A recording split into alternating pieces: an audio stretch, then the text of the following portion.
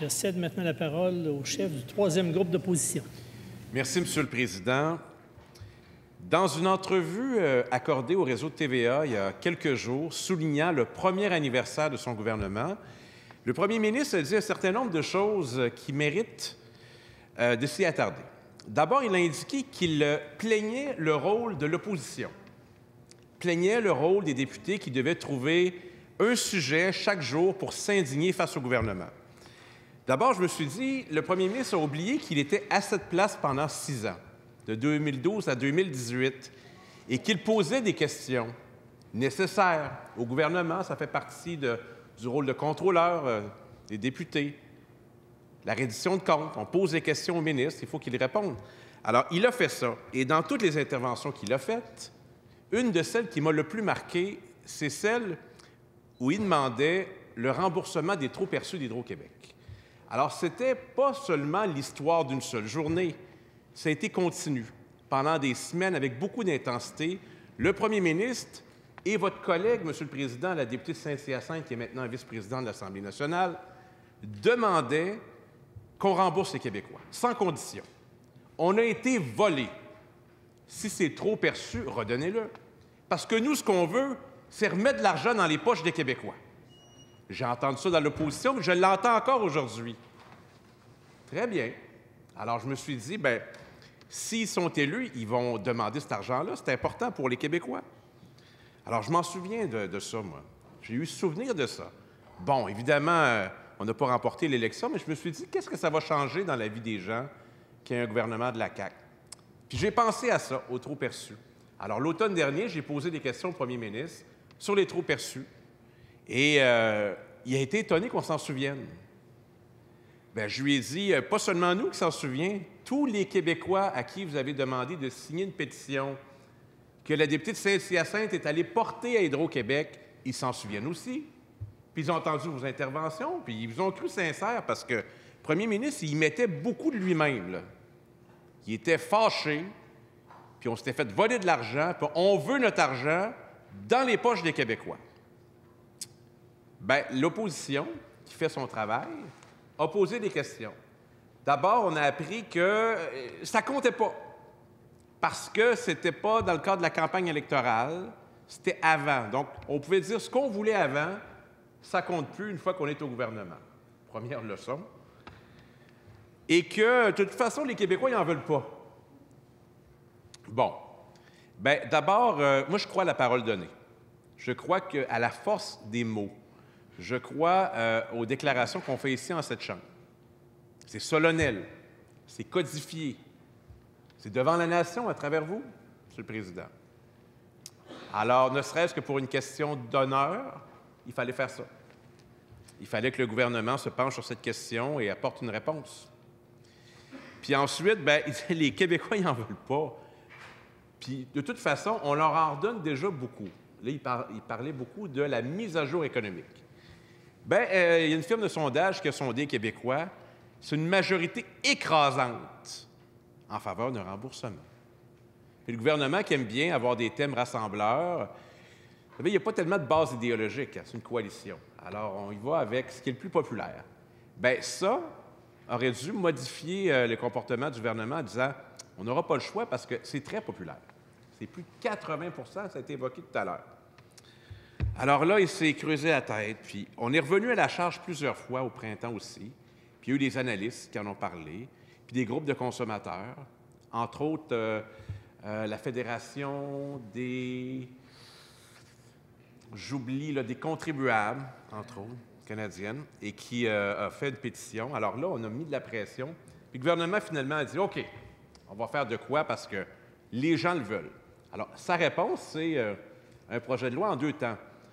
Un qui dit, oui, on rembourse, puis l'autre, bien, on n'a jamais parlé pendant la campagne électorale, mais on va en profiter pour passer ça à travers, pour enlever des pouvoirs à la Régie d'énergie, puis en donner plus à Hydro-Québec. Alors là, on va parler d'Hydro-Québec. Parce que c'est les interventions sur le principe. Je vais vous parler du principe. Le rapport de la Coalition Avenir Québec avec Hydro-Québec. Première chose qui m'a étonné, ils ont regardé le même PDG. Même PDG que sous les libéraux. Donc, il fallait qu'il fasse l'affaire. Je me suis dit que M. Martel, pour rester puis être dans les bonnes grâces du gouvernement, il faut vraiment qu'il soit très disposé à faire ce que le gouvernement lui demande. Je lui ai dit ça dès le départ, l'automne dernier. Alors, il livre la marchandise. Par exemple, l'éolien, on ne veut rien savoir de ça. De toute façon, les comtés qui ont de l'éolien, c'est tous des comtés péquistes dans l'île du Québec qui n'ont pas voté pour nous. Pourquoi je vous dis ça? Le premier ministre a dit ça à Gaspé, en 3 temps. Même si vous n'avez pas voté pour nous, on va quand même être votre gouvernement, puis on va s'assurer que ce soit la dernière fois. Pensez-y, là, en public, devant la députée de Gaspé. Même si vous n'avez pas voté pour nous, on va quand même être votre gouvernement, puis on va s'assurer que ce soit la dernière fois. Moi, je m'en souviens de ça, M. le Président. Puis on est allé nous dire que Hydro-Québec, ça ne sera plus dans l'éolien, que ça ne comptait plus. Ah, pourtant, c'est une énergie renouvelable. C'est une orientation qu'on pourrait prendre. C'est une orientation qui a permis à des régions de développer des filières industrielles, pas seulement au Bas-Saint-Laurent et en Gaspésie. Regardez l'usine sur la 40 à Cap-de-la-Madeleine de Marmen, plus gros employeur privé de la Mauricie, c'est avec l'éolien. On est capable d'avoir un contrôle des coûts, on est capable d'exporter, on est capable de faire beaucoup de choses avec l'éolien.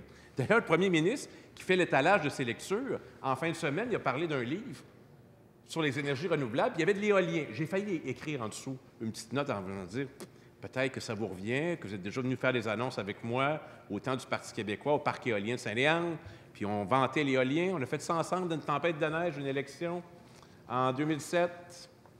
Non, je pense que c'est un peu lointain, mais bon. Donc, ça, c'est une orientation. Faites plus d'éolien. Vous allez vendre de l'énergie à l'Ontario. Je me suis dit, ah oui, c'est vrai, le premier ministre a beaucoup d'intérêt pour l'Ontario. Il avait déjà rencontré Kathleen Wynne, vous avez tout raconté ce qu'il avait dit dans la rencontre. Finalement, c'était pas ça. Fait que, prends plus de chance, moi, je veux l'autre version. Après ça, les Ontariens, là, ils vont en vouloir de l'hydroélectricité. Ils n'en veulent pas pantoute. Bon, c'était un premier corridor énergétique Ontario-Québec, ça s'est réglé là. Le plus grand lien qu'on a ensemble, c'est quand les Maple Leafs jouent contre les Canadiens. Ensuite, on va en vendre aux États-Unis. À rabais. Si c'est ça le nationalisme économique du gouvernement, on repassera. Donc, il y a des orientations qui ont été prises pour Hydro-Québec. On aurait pu en prendre d'autres. Par exemple, que la vérificatrice générale puisse mettre le nez et les mains dans Hydro-Québec de façon pleine et entière, ça serait une grande avancée. Ben non. Hydro-Québec, là, présentement, ils ont un allié de taille, le gouvernement qui leur dit, bien, écoutez, vous êtes déjà puissant, mais y a-t-il des pouvoirs qui vous manquent? Aimeriez-vous en avoir d'autres? Parce qu'on peut vous en donner d'autres. La régie de l'énergie, c'est fatigant, ça. On pourrait vous donner ça. Ah oui? Puis vous autres, en échange, vous allez faire quoi? On va livrer vos affaires. Ça donne quoi? Ça donne la création d'une grande coalition, M. le Président. Le premier ministre et le ministre des Ressources naturelles auront contribué à créer une très large coalition qui s'oppose au projet de loi 34, qui demande même qu'il soit retiré. Donc, qui sont les partis en présence? Alors, le Parti québécois, lui, a fait son choix. Il est du côté des consommateurs d'hydroélectricité. On est en bonne compagnie avec les gens qui consomment l'hydroélectricité puis qui veulent être remboursés. C'est à la fois des familles, c'est à la fois des personnes seules en appartement, c'est aussi des petites entreprises. C'est également des grandes entreprises dans plusieurs circonscriptions des députés de la CAQ qui bénéficient du tarif L d'Hydro-Québec. C'est beaucoup de monde. Des usagers, des familles, des industriels, des municipalités qui sont tous unis en disant « ça ne marche pas ». Mais il faut croire que toutes ces personnes-là ont tort. Parce que le gouvernement insiste. Lui et Hydro-Québec, ensemble, sont convaincus que c'est la bonne chose à faire. Mais ils entendent les messages de la commission parlementaire, des groupes, des analystes. « Remboursez-nous ». Ils font pareil. Pourquoi? Ça s'appelle de l'orgueil, M. le Président. Une fois qu'ils sont avancés, ils ne veulent pas reculer là-dessus, ils ont l'air de quoi? Pourtant, ça se fait. On se sent mieux des fois quand on fait amende honorable. On ne peut pas tout réussir, hein? Tu sais, en termes de sport, on appelle ça la guigne de la deuxième année. Bon, ils ont célébré abondamment leur première année. La deuxième est partie un peu de façon particulière, hein, sur plusieurs thèmes. On a entendu beaucoup de choses. Hein, on va couper des arbres, c'est bon pour les GES, Pas besoin d'études. C'est environnemental. Le dossier des trop-perçus. Bonjour, rail, on va l'empêcher. Ça, là, c'est un départ canon, là. Ça part comme ça. Les trop-perçus, là, on pourrait régler ça assez simplement. Il y a une motion de scission. Payons correctement les citoyens. Ils veulent le chèque ou le crédit. C'est ça qu'ils veulent. Ils savent qu'il y a un montant considérable qui leur a été facturé. Ça le dit, c'est un trop perçu. Alors qu'on redonne. Si on va à l'épicerie et on a payé trop cher notre commande, on va nous rembourser. Il y a eu une erreur. Bien, c'est ça qui s'est passé. Alors, ce n'est pas une occasion pour le gouvernement de redéfinir ses rapports avec Hydro-Québec et les rapports avec nous. D'ailleurs, il y a une tendance qui s'installe au gouvernement, puis moi, je l'ai noté. C'est de donner beaucoup plus de pouvoir, soit aux ministres ou aux institutions. Par exemple, avec les commissions scolaires, le ministre n'aura jamais eu autant de pouvoir. Avec le fonds vert au ministre, il n'y aura jamais eu autant de pouvoir au ministre de l'Environnement. Avec le ministre de l'Économie puis Investissement Québec, jamais il y aura eu autant de pouvoir.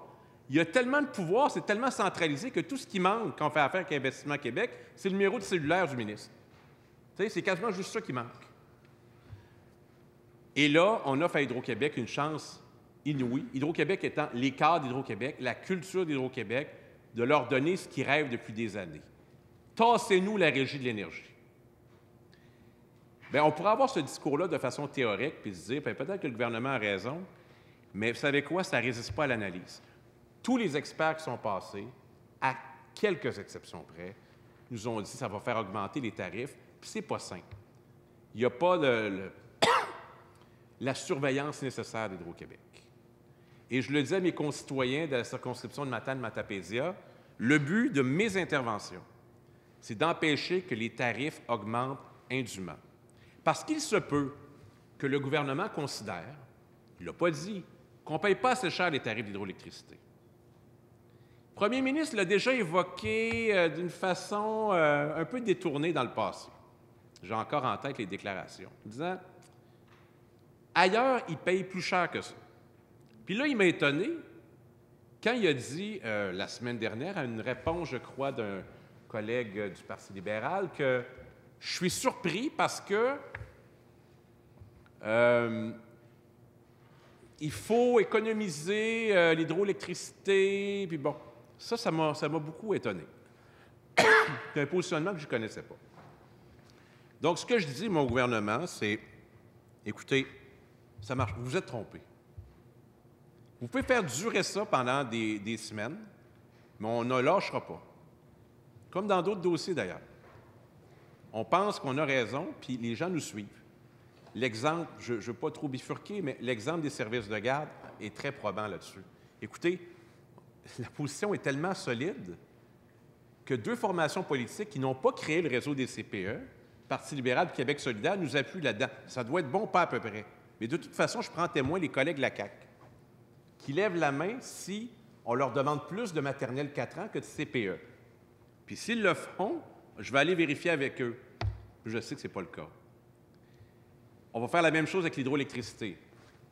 Si on avait à présenter le projet de loi dans une assemblée citoyenne ou aux gens de notre circonscription, est-ce qu'ils préfèrent ça ou il y a des trop-perçus, envoyez-nous l'argent?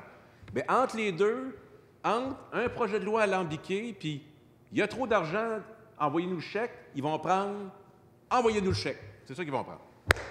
Bien, c'est simple comme ça. C'est facile à comprendre. Si on veut redonner de l'argent dans les poches des Québécois, on paye. On détermine le montant dû, puis on paye les Québécois. C'est simple à comprendre.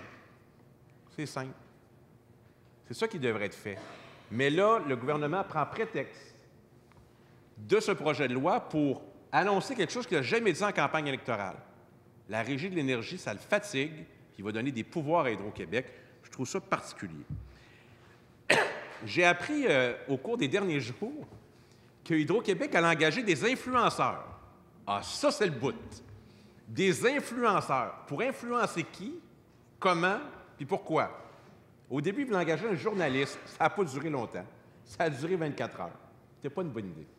Puis là, des influenceurs pour s'adresser à une certaine clientèle, qui vont faire des vidéos, puis qui vont inciter les gens à quoi? À consommer de l'hydroélectricité. C'est un monopole. Je ne sais pas. Bien, première tâche, là, parce qu'on les paye là, collectivement, première tâche des influenceurs, essayez de convaincre le ministre que ça n'a pas de sens.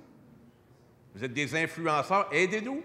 Parce que tous les groupes réunis, plus toutes les oppositions, plus le bon sens, plus les analystes économiques, ça ne suffit pas. Le ministre, il a une commande, je le comprends. Ça se décide probablement dans un autre bureau.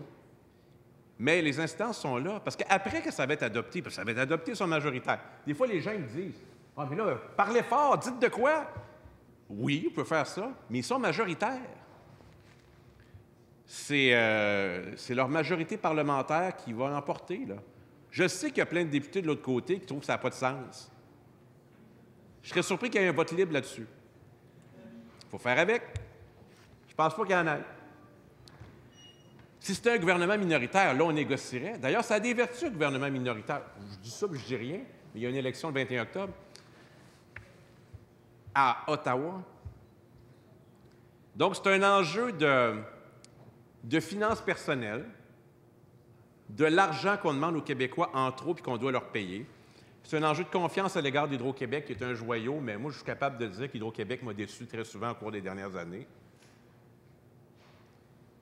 C'est un enjeu de respect de la parole donnée. Quand le premier ministre était ici, je le respectais autant que quand il est devenu premier ministre. Même chose. Ça fait longtemps qu'on se connaît, lui et moi. Ça fait plus de 20 ans. J'ai respecté sa parole dans toutes les fonctions qu'il a eues, jusqu'à premier ministre. Puis moi, c'est la même personne pour moi. Je trouve que quand de ce siège, il demandait le remboursement, il avait raison de le faire. Il aurait raison d'honorer cet engagement-là. Et s'il le faisait, je ne vais pas dire « Oh, on a mis de la pression puis on a poussé », je vais respecter ça. Alors, en ce qui concerne le Parti québécois, ça, c'est mon engagement. S'il le fait, bien, je vais dire que bravo, vous avez bien fait, puis peut-être que ça a pris du temps, mais je respecte ça. Passons à un autre dossier. Moi, je suis prêt à faire ça. C'est l'engagement que je prends devant vous, Monsieur le Président. Ça ne tient pas à route. Ça ne tient pas à route, puis je salue le ministre, c'est pas facile à défendre. C'est pas facile à défendre.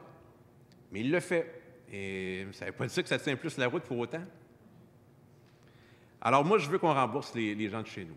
Puis les gens de chez nous, là, ils vivent dans bien des cas dans des logements et des résidences mal isolées. Ils ont besoin d'électricité. Ils comptent leur argent. Ils vivent serrés. Ça, c'est la réalité des gens de chez nous. Moi, je la connais, cette réalité-là. Pas pour rien, Monsieur le Président, que ça fait 5 fois que mes compatriotes m'envoient massivement à l'Assemblée nationale du Québec avec les plus fortes majorités au Québec. C'est pas pour rien. Parce que je comprends cette réalité-là. Les gens qui m'appuient, Monsieur le Président, là, dans mon milieu, ce n'est pas l'élite. C'est les plus pauvres. C'est les gens du milieu rural. Ça a toujours été ces gens-là qui m'appuyaient en premier avec le plus d'enthousiasme. Et ces gens-là, une facture d'hydroélectricité, quand ils reçoivent ça, c'est pas juste un compte à payer. C'est un manque d'espoir en disant, pendant que nous, on paye ça, qu'est-ce qu'ils font d'Hydro-Québec? Bien, moi, Hydro-Québec, je veux bien que ce soit un joyau, mais qu'on le contrôle. Je veux que la Régie de l'énergie continue de faire son travail. Je veux qu'elle s'assure de limiter l'augmentation des tarifs. Je veux que le gouvernement, qui est un gouvernement qui se targue de respecter ses engagements, inclut celui-ci aussi. Je trouve que ça fait partie de ça, puis il va en sortir grandi. Puis collectivement, on va être fiers de ça. Alors, je suis debout devant vous, Monsieur le Président. Je n'ai préparé aucune note. Je vous livre ça de l'abondance du cœur en vous disant que ce que j'ai suivi du projet de loi m'indique qu'on a utilisé le prétexte du remboursement pour faire autre chose avec Hydro-Québec et la Régie de l'énergie. Ce autre chose-là, on peut le débattre de façon distincte. Mais quant au remboursement, au nom des citoyens que je représente, de la Matanie, de la Métis et de la Matapédia, si on a plus d'1 milliard à rembourser de trop perçus, qu'on rembourse les fiers citoyens de ma région et de partout au Québec, c'est ce que je demande au gouvernement et je le fais au nom de tous les miens, Monsieur le Président.